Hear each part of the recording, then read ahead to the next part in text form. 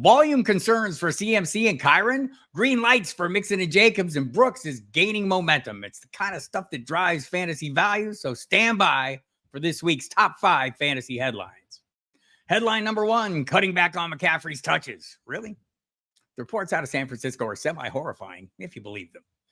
In June, the 49ers gave running back Christian McCaffrey a new $38 million contract, acknowledging his importance in Kyle Shanahan's offense. But it seems the Niners want to get similar production out of the reigning Offensive Player of the Year without as much wear and tear.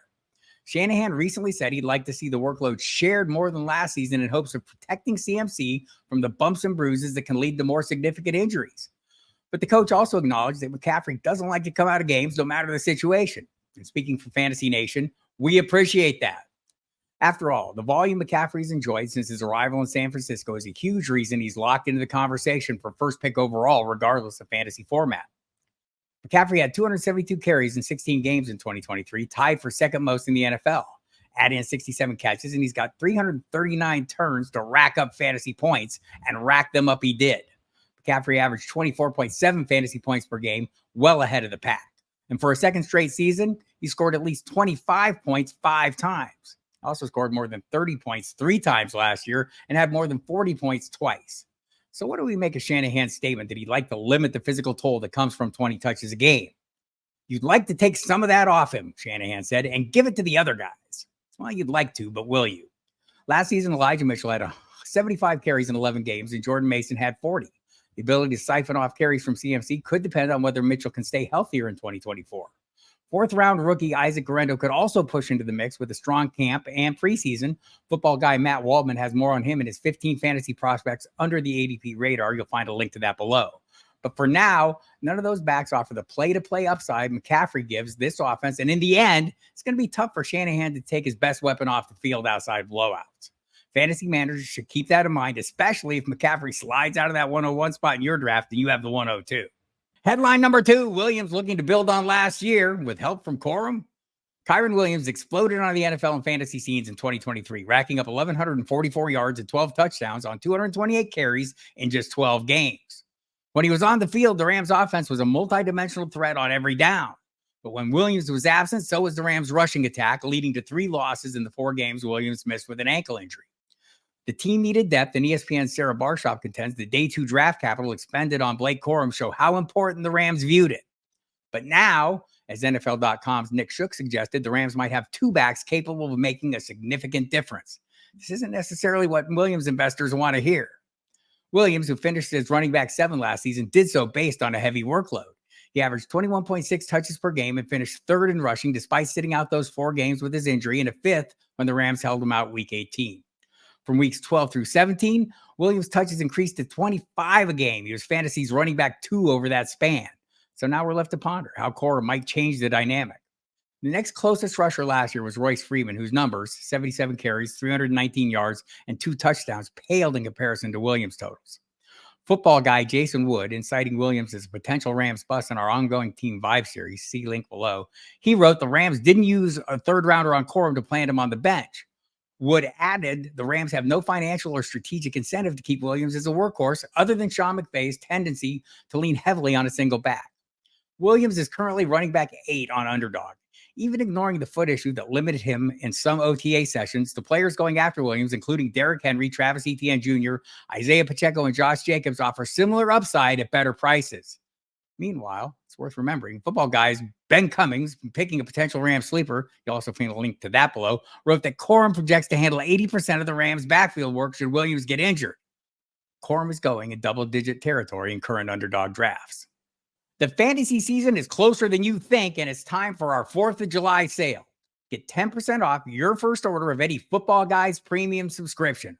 Our elite plan includes redraft, dynasty, IDP, salary cap, and best ball, custom rankings and projections, start sit tools, waiver wire assistant, and more. Get all this for just a little over $5 a month. It's the most affordable tools in fantasy football. Only at footballguys.com. Just use the link pinged in the comments below this video. And while you're there, like, subscribe, hit the notification bell, and comment. Love your feedback.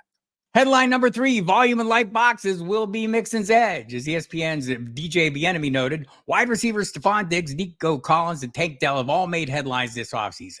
The meteoric rise of quarterback C.J. Stroud has a lot to do with it, but the Texans coaching staff is equally invested in its running game to balance the offense. The team wasn't satisfied with its rushing attack after averaging 92.7 yards per game, 28th in the league last year, and acquiring Joe Mixon from the Bengals this offseason is part of the plan to fix it.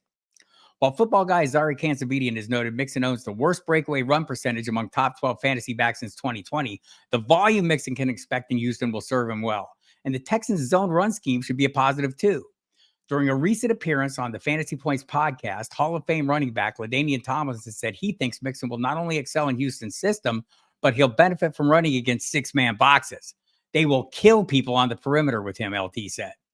Since 2017, Mixon has the 7th most receptions and 7th most receiving yards at his position. He has the 4th most rushing yards and 7th most touchdowns, 49 of them. And the 2017 second-round pick is coming off his 4th 1,000-yard rushing effort in 7 seasons. ESPN's Tristan Cockcroft notes that Mixon has scored at least 75 fantasy points inside the red zone in each of the past 3 seasons, the only running back who can claim that. Cockcroft added that's a testament to Mixon's excellence in scoring positions, as are his league-leading totals of 34 attempts and 17 touchdowns on goal line carries. It also helps that Mixon, who got a $27 million extension upon arrival in Houston, will play with a quarterback in Stroud who's not known as a runner. Given all this, it's no surprise we're optimistic about Mixon's fantasy prospects this year. He's running back 15 on the Footballguys 2024 draft rankings, and that's in line with his running back 14 average draft position on Underdog, but both are well off Mixon's running back 6 finish in 2023. The bottom line is that round 6 price tag he currently carries seems plenty reasonable. Headline number 4, Jacobs looking to add more receiving work. As Josh Jacobs considered his options heading into free agency, Green Bay seemed like the most logical destination. Since signing his 4-year, $48 million deal with the Packers, Jacobs' belief that he made the right decision has only strengthened. I honestly think the sky is the limit in this offense, Jacobs said during an appearance on NFL Network this week. Head coach Matt LaFleur has traditionally favored a multi-back approach in Green Bay. This offseason, the team drafted USC's Marshawn Lloyd and retained A.J. Dillon. But LaFleur has also said he views Jacobs as more of a high-volume back.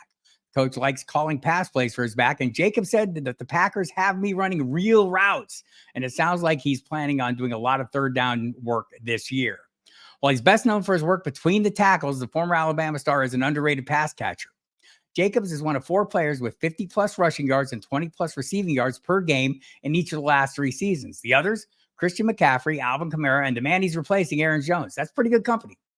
With a clear path to a featured role and the likelihood of a legitimate role in the passing game, Jacobs' current running back 13 spot on the 2024 Footballguys draft rankings is in line with his running back 12 ADP on Underdog. We might be drafting him at his perceived ceiling here, but I'll remind you, Jacobs is just 2 years removed from a running back 3 finish. Headline number 5, Brooks gaining momentum. The Panthers' offseason focus centered on improving the situation surrounding quarterback Bryce Young with upgrades at wideout and on the offensive line. It also included using a second-round pick on Jonathan Brooks in this year's draft. Joining the season podcast with Peter Schrager last week, head coach Dave Canales pointed to the importance of the running game to improve the overall dynamic of the offense in 2024. It all starts with the run game, Canales said, pointing to the additions of guards Robert Hunt and Damian Lewis and his love for the running backs room. When it comes to Canales' use of running backs, fantasy managers have something to love too. Last season in Tampa Bay, Canales leaned heavily on one back, Rashaad White, carried the ball 272 times, tied for second most in the NFL. No other Bucs back reached the 50 carry mark. Brooks was the first running back taken in April's draft despite his ongoing recovery from a torn ACL. He joins Chuba Hubbard, Miles Sanders, Raheem Blackshear, Rashaad Penny, and Mike Boone in Carolina's backfield, but the rookie is clearly the most interesting of the group. He played sparingly in his first 2 years at Texas, but in his 3rd season, Brooks started 10 games, rushing for over 1,000 yards and 11 touchdowns before tearing that ACL in November. While it may take some time to recover fully, he is expected to become the Panthers' primary running back once he does. Currently running back 30 on the Footballguys 2024 draft rankings, Brooks is being drafted as running back 22 on Underdog right now. Seems high, but our Dave Kluge is all about that. Through a little over 200 drafts, Brooks is Kluge's most rostered player. Drafting a rookie coming off an ACL tear who landed on the worst team in the league probably sounds dumb, Kluge wrote, but his talent, the investments in the offensive line, and the hiring of Canales are all so alluring. Kluge is not wrong. Even if those rostering Brooks might require a little patience as the rookie gets up to speed, might not be a bad investment. That's it for me, Bob Harris. I'll be back here next Friday with more of the fantasy news that matters most to you. Also watch for my fantasy notebook every Monday morning at footballguys.com.